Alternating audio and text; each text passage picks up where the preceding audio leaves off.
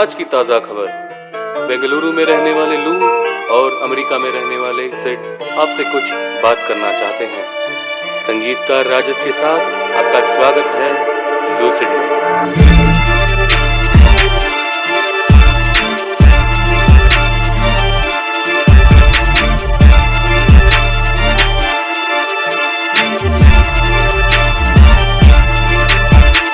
Welcome to the second part of the podcast where we discuss Sid's journey in the US. And Lou just continues to eat food. That's about it. Yeah. What do you think made them invest again here in India? Is it because cheap labor? I think it's the population, because as you said, cheap labor, and there are more number of people, right? So, for example, say in 1 kilometer stretch, say there are you can get more orders. Yeah, here there might be 10 houses, there it might be 3 houses. Right. So it's more useful here rather than there. So I think that's the main reason they're investing into it. Interesting. So to your initial question of the whole framework which we discussed, when I see this thing, say any news or anything, and I've read about I've been following them, this framework comes into the picture. Right. It's they're doing this, that means that's really interesting. That's a really interesting company. Yeah, I think now even my head is going to think like this after you told this framework, right? But I mean, it's just that I wouldn't know if what I'm thinking is right. But it's okay, bro. You have me to discuss with. That's good.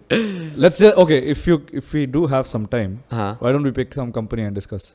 Okay. Some random company. Let's say Jio. Where would you place it? So, I think Jio started off as a visionary because it changed the whole thing, right? It changed the whole market by introducing first free internet for a few months and then reduced the price drastically. Our country is one of the countries where data is so cheap, right? Bro, in US I pay $15 for 4 GB of data for 1 month. Shit. Yeah, 4 GB for a month, $15. Yeah, $15 is 1,500 change. Okay. And here we pay what? We hardly pay anything. 200 rupees change per month for 1 GB per day. Yeah, per day. Yeah. We're talking about per day. Yeah. So that's how I'd say is a visionary. They started off. But don't you think they shaped the market? No. So it's a good point. But the thing is, they did. So shaping generally occurs. The second part of shaping is they need to create that ecosystem with other companies. Okay. When they started off, maybe they didn't, but maybe now they're doing it. I haven't followed Jio, but from what I've seen now, they have their own entire Jio ecosystem. Yeah. The Jio TV, all the apps and stuff. Okay. And now they're partnering with other mobile phones, to give a carrier service, and then they've also partnered with Netflix, Hotstar, and all of the streaming apps too. So. Initially it started off a visionary. I think moving now they're trying to shape the whole thing where they're trying to get into I feel what Jio is actually trying to do is what Apple has been doing for everyone but in India.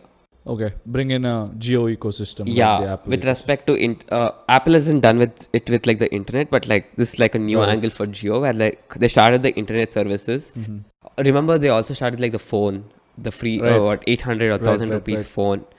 And I think their target segment is tier 2, tier 3 cities, and trying to bring this whole ecosystem and lock them in.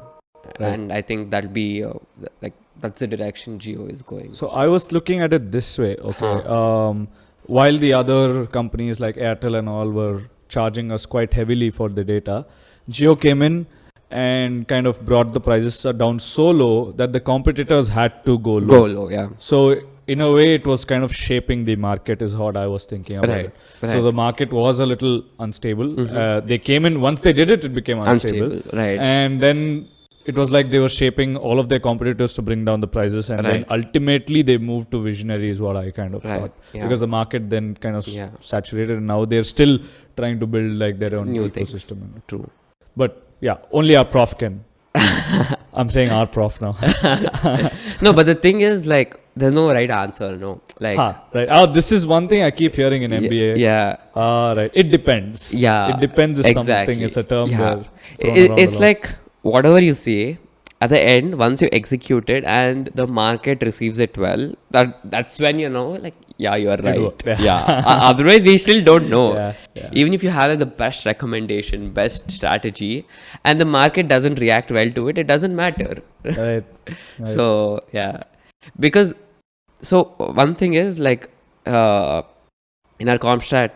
competitive strategies, all our cases when we were presenting, each team comes up with like using this framework, they'll tell the position, right? They were in this position, they need to go in this position, and each team might have like a different perspective. What he says is like there's no right answer, and he says like what I'd do is like, say if I want to pitch it to like a different board, I take all your presentations, join them up together, take the average, take the see what are the pros and cons and like things, and present it, and that'll be like a killer presentation. Right. So like it's funny, right? It's funny how a lot of people, when you're working something together, it doesn't work, but then once you kind of bring it down, add them together, it's weird how these big systems kind of work. While you can't really work with 5 people also properly sometimes. And back to that point, right? Like we as engineers were always this thing like, oh, there is a right answer. Right. That is a big thing, right? Yeah. It's a big thing. Yes. Yeah. And I think that's one main difference when you go into a business course. They're like, okay, we just want to hear your thought process. Like what is the research you've done, and like what are the things you've considered while presenting your case? Right. Like how are you convincing us? Like that's more important than is this actually what they're going to do or not. One of my professors, he said what kind of they test you in these MBA interviews and stuff when you're going to go in case competitions and case interviews. They basically try to see your linear logical thinking. Is it sound enough? How are you thinking? So I think that's the main kind of goal, because in the end of the day, managers are working in ambiguity, right? So there's really, like you said, no real right answer. Yeah, and to the point of that linear thinking, it's like, are you thinking about the consequences of this action? Say you say, I want to do this. Are you thinking if you do this, what will happen? Right. Like the second order thinking. Right. I think that is what most of the people see. And as you said, ambiguity, I think all our professors at Duke, they say this thing.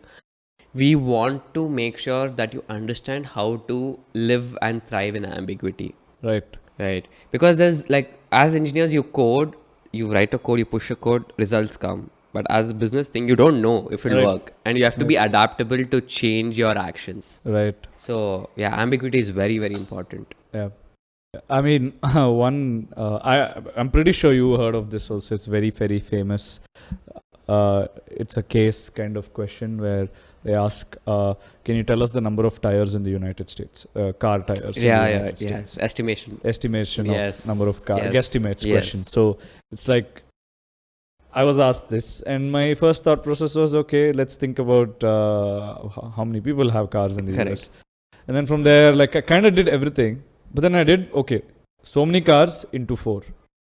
And then I realized that, prof's like, no, it's not into 4, it's into 5. Like, why into 5? And then there's like, oh, Stepney. Yeah. Like, oh. Yeah.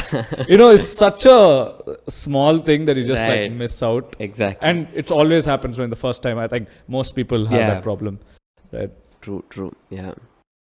And one more thing, guy brought up on much more interesting point. So he was like, so there are these cars that are on the road which have these 5 tires. Right. But there are cars that are there in inventory which you are not calculating. That is one thing. And then there are cars that that have been disposed of. Yeah, in like that again you are not counting. Right. So then you have to include them in. Now I'm like, oh, okay, this just got overcomplicated for my head at least. But yeah, interesting. Yeah. And the other, like I want to talk about the product manager interview questions. It's like, Oh, go for it. yeah, it was like similar to this, like Mm-hmm. at least in our engineering placement questions and all. It was like direct, like what have you worked on, what projects? And Can you take a bite, please? why, bro? Because You're getting, I already finished both of my stuff, and you're like, you're like starting off still. Yeah. So hmm. product manager interview questions were very different from engineering interview questions, because in engineering interview questions there were like these puzzles which they'd ask, or these technical questions is like, okay, code this, or all the electronic stuff like write this gate, all that PTSD, don't need. So like the product manager questions are very different. Like as you said, they're looking at how you're thinking and what is your approach. Right. And one important thing that everyone, like whenever I was watching videos or something, they emphasized on was structured thinking.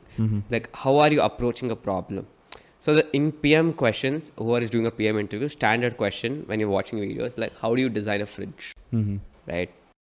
How do you design a fridge is a very, very simple question. Like, okay, we'll add these features, this thing left, right, that's all. No. What do you mean? How do you design a fridge? Like, So the question is like, design a fridge.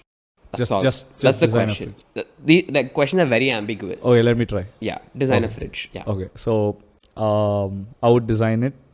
The problem is when you say design a fridge, the first fridge that comes to my mind is the fridge in my home. Yeah. I would design it the same way I would design it in that way, right? Yeah. So the first point is you should ask me a question. What fridge do you want me to design? Oh, great. What fridge do you want me to design then? Let's talk about like home refrigerator. Home refrigerator. Yeah. So then, again, my brain is coming back to my okay. What's the size that you want? How many people? Or is that the next question? Yeah. Okay, so basically, you're trying to tell me that the question itself would be ambiguous, and then it's our job to find out more details. Yeah. You have to scope it down. Okay. Like you have to, like in real world, you have to do research, but here you have to ask them questions to, like go deep into the problem and like have clarity before you start providing solutions. Right. Yeah. Right. So, do you want to still continue? Yeah, go Trying for to- it. trying the Okay, problem. me. Okay. Yeah. So, what's the size of the fridge that you want? You can say like a fridge for a normal house, like for 4 people. 4 people. A fridge for 4 people. Cool. Are they? I don't know. Okay. I think that's enough information in my head. At least it Okay. seems like it's enough information. But yeah. one more question that I would probably have in mind is, what is the size of the freezer versus the other thing? But I don't know if That's that's a up to valid you. question. Cool. So then my design would be like, 3/4 of it would be the normal temperature kind of fridge, like Yeah. 4 degrees or whatever it is. And Hmm. then the 1/4 would be the freezer, where it'll go below 0. It'll have the ice tray and all of that. And then the bottom one will have three things. And the Right. bottom most will be the vegetable rack. Hmm. In the side, we'll have the egg racks and the butter stuff, whatever, all Right. those things. So this is how I would have kind of... Yeah. So, as engineers, like we are programmed to like see the question and try to solution directly. See, what you did was you asked me a few questions, and after that you directly went to the solution. Mm-hmm. So, so the main thing for any product is to solve a problem Right. that you have. Mm-hmm. So the thing is like, so for example, example structure is first like the question is design a fridge, right? So what kind of a fridge do you want to design? Is it like for house purpose, or like is it for a business like restaurants, etc.? Then the second question you asked itself, like how many number of people? Mm-hmm. And the next main important question is, what is the problem that you want this fridge to solve? Okay. Right. Oh, so like that would bring us to geography, or no? Or, I don't know. Geography, and like, so what if he just wants like if the person wants you to design a fridge that is only for chilled beers? Okay. So then like the way you design it would be completely different. Interesting. Yeah.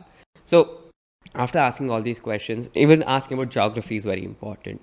Like say if you want to design for a country where electricity is not it keeps going on and off, Right. right? So then you would also think about designing that How long electrical- can it retain Yeah. the cooling and stuff? Exactly. So those are the things you have to discuss first. And then post that, it's like, who are the people who are going to use it? Mm-hmm. Right? Like, should it be child proof? So is it just going to be like say if it's in business purposes, like offices and all, just be like employees. If it's at home, then be like adults and children. Right. And then the next point would be like, who should we focus more on? Like there are already fridges available in the world. Do you want this fridge to be more child-proof? Right? Then you think about problems for the child. It's like, okay, maybe Sharp edges. Yeah, sharp edges. Then maybe like food which is placed in glass bowls. Right. He or she might drop it. All that stuff. And then you think about solution. So yeah, like that's the whole point of like a product manager. I see. Yeah. Got it. Okay. Sid. So you asked me 8 months what I was doing. 8 months I was rewiring my brain for this. Yeah, nice. Okay, that brings us to our next question then. You rewired your brain. So how have you changed in the past 8 months?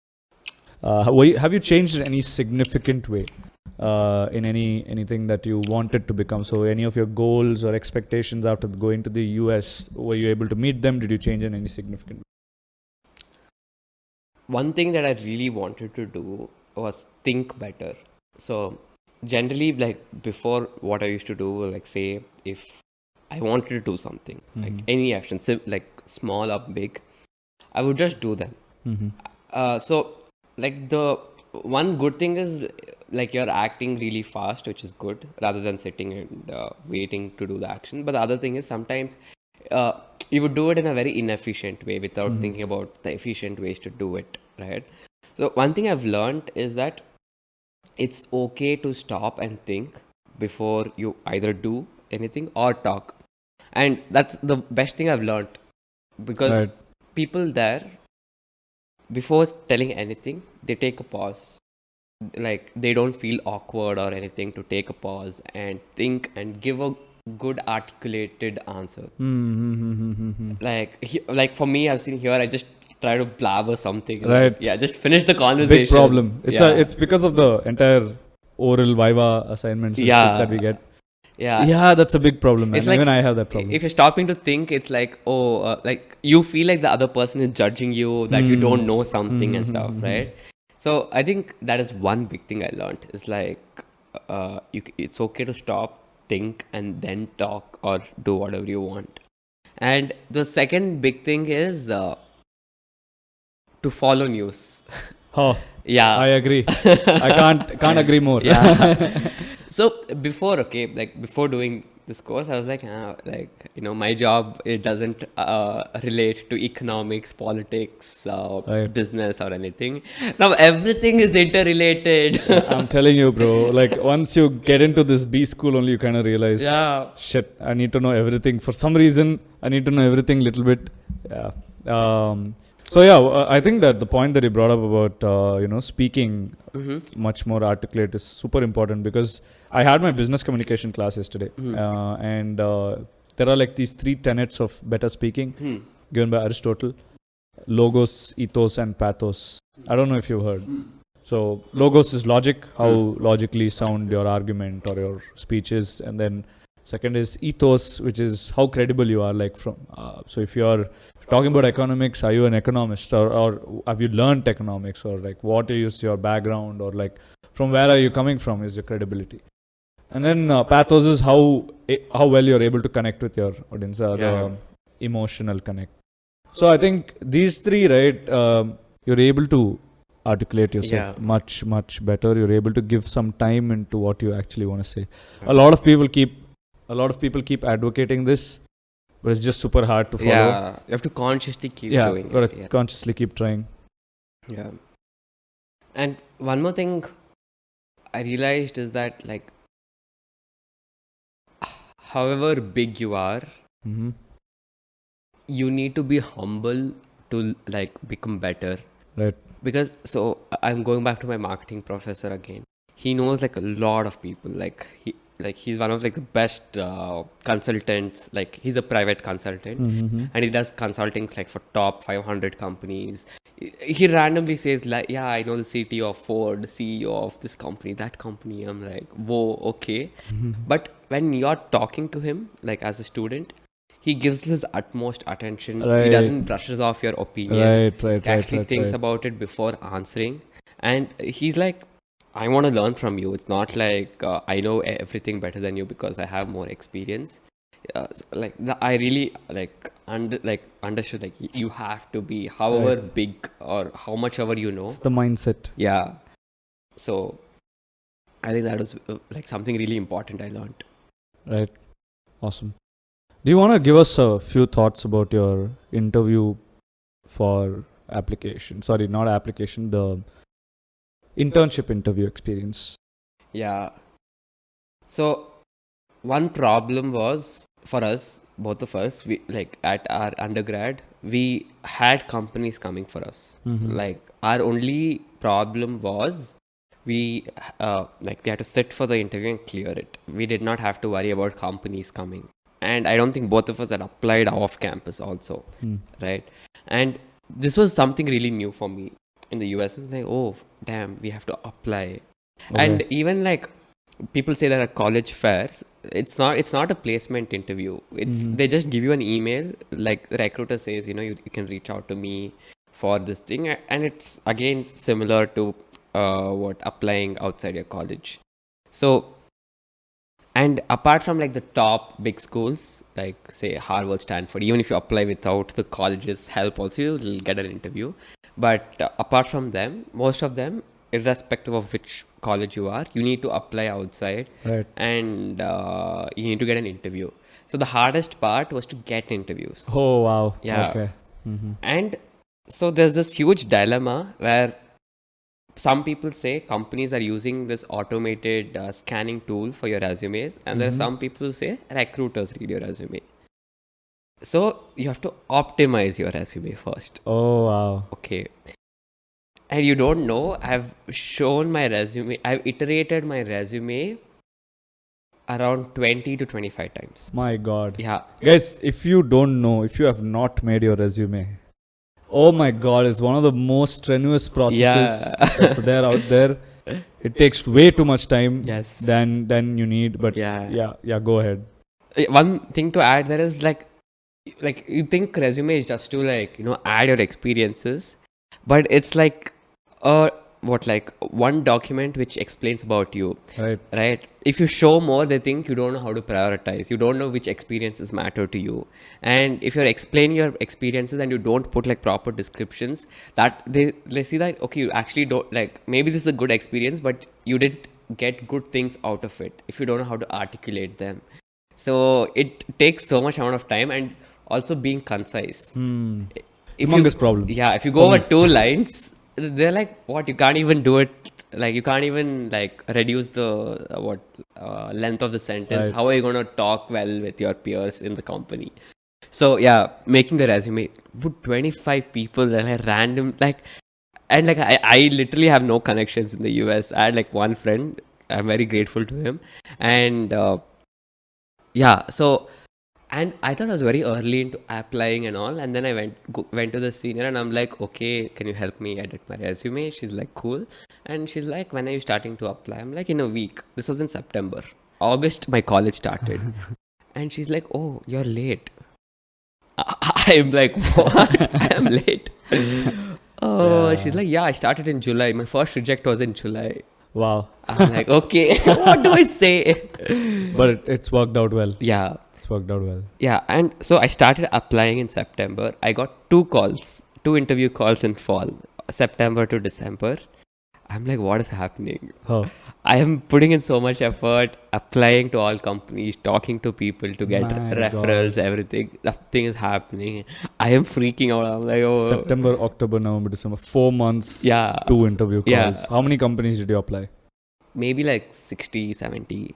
60? Yeah. 70? Yeah. Whoa.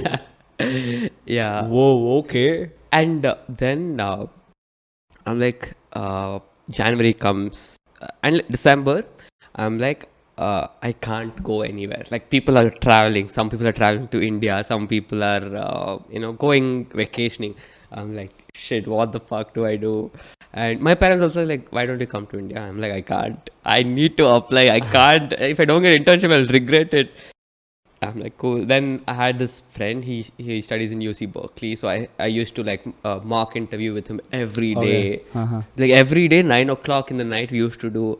And I'm so grateful for him because he also used to show up, bro. Right. To do it every day is very hard. Right. And I think because of him, like I improved my thinking and my learning. That's great. Yeah. That's awesome. So Shout out to Uttam. Uttam, yes. I didn't know if you want to say his name or not. Yeah. Shout out to Uttam. Yes. Yeah.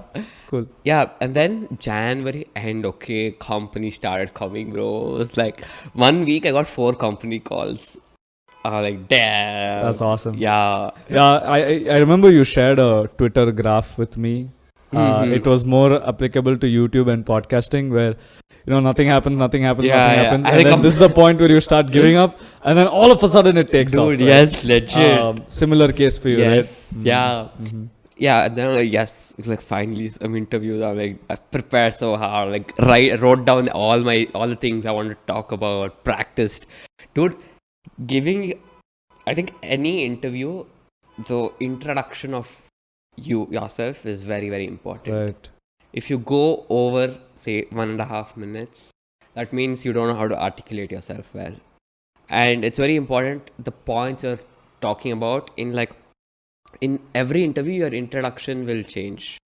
So, for example, say your one interview, the person who's interviewing you, when you do your background research on them, say they like some particular stuff. Say they like trekking. I like trekking. So you put more emphasis on trekking. Like another person is like more serious, like completely into technical. Then you put more emphasis on your technical projects. So you need to customize your introductions really well. So sweet. They're like sweet and khara. Yeah. Cheers. Cheers, guys. Please, you also have breakfast with us while you're listening to We've this. been having breakfast for way too long right now. Yeah.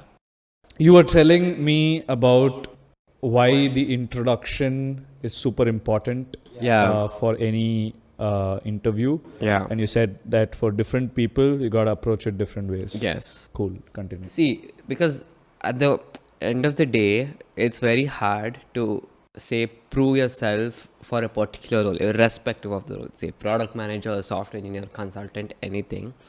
How can he or she be like, yeah, it's a really good consultant or a really good thing, will be fit for the role, unless they've worked in it for like 6 months or anything, right? In 1 hour, it's very hard to judge. What is the so the next best thing is they have a stronger affinity towards you if they like you. You need to show likability, and your introduction paves way for the direction of your conversation. Say in your introduction, you mention one particular important project or one particular important experience. The next question they're going to ask you is about that experience, right? So you can steer the conversation of an interview towards the direction you want, where you have more strength of talking about that experience, more points, more skills to showcase through those experiences. So because of that, an introduction is very, very important. And the second thing is, generally what people do is they make the introduction completely professional, where they just talk about their projects, their work experience, and done. It's like, where's the human element to it, right? Like what I used to do is, like, initially I talk about... Give me your introduction. Okay. So I'm Deekshit, I'm from Bangalore, and I've worked 2 years as an applications engineer, working on USB Type-C products as a developer. And one of my interesting projects was working on a USB-C port that is currently being used in all the Apple MacBooks around the world. Oh. And post that, I wanted to learn more about product management and wanted to experience it. So I joined a startup called Paperflight, where I worked with various customers to understand their problems and develop applications and solutions for them by collaboration with other teams. That's where I realized I wanted to build a career in product management. So I joined Duke for their master's program.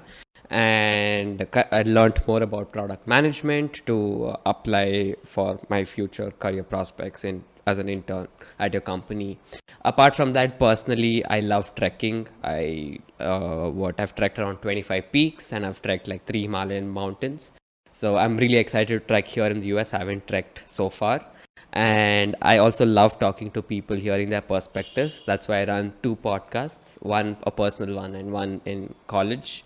The college one is called MEM Talks at Duke, where I invite various leaders to talk about their journeys, perspectives, and share that with my community. So yeah, that's about it. So if you see, like, I talk about like, so in my second point, I put one impact thing, right? Like MacBooks thing, right? Right. So that shows that I've worked in projects that have like high scale, like there are like any mistake that you do causes a huge problem to the companies. So I know how to handle big projects. And I also show like how I pivoted, like, to product management. And because I put that because so that they can ask me about my product management experience. Then I speak about Duke. So there's like that structure where it's easy to follow.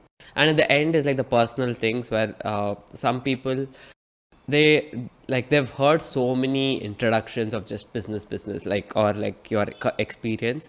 Here they can ask something new. It's like, oh, you've trekked, like what are the peaks you've trekked, like what is the biggest challenge you faced while you were trekking. So yeah, so things like that. Nice.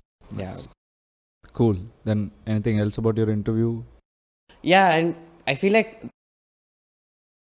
the best interview for me is where like I felt really comfortable with the manager. There's that connection, and it really doesn't feel like an interview. Right. I think that's the best thing. Is like you're having a conversation, you see that connection, and that's the job I got. Yeah. I mean, I completely agree with you. This other college Bitsom that I applied to, that thing's interview was the most comfortable interview I've ever had. Right. And the person also ensured that I was very comfortable. And after like the first minute, it just became a conversation. Yeah. And then that's when you know, like, you're acing it. For some reason, you're acing it. Yes. Yeah, I think it's more about how you build the human connection during the interview that, is like a deal breaker for the thing. Because think about like this, right? Most of the people who are applying, they're like, say 100 candidates who are applying. Say, take out 30 to 40 candidates who are not qualified for the job, assuming there are 40 candidates, and that maybe there are like 20 to 30 candidates who are fit for the job. And most of them might have this similar kind of experiences. How are you differentiating yourself? Like the thing is, like, once they go back from the interview, they need to remember you uniquely. Recall value. Yeah, exactly. Like, oh, this guy, like maybe for me it'd be like, oh, that Trek and podcast guy, something like that, for them to remember you. Right. So yeah, I think that is very important. Right. Makes sense. And I think that's like the most important thing. And I'm really interested to see how it goes for me during full time. Like next semester I have to apply again. I've learned so much. Let's see if I can apply all these again and get a better job. Highly possible. Anyways, we can stop the podcast so that you can finish your food. Okay. He's not been eating, and that's probably because I am asking him too many questions. Please, so bro, please. I'll stop now. I'm Lew. And I'm Sid. And thank you for coming to Breakfast with Lew Sid.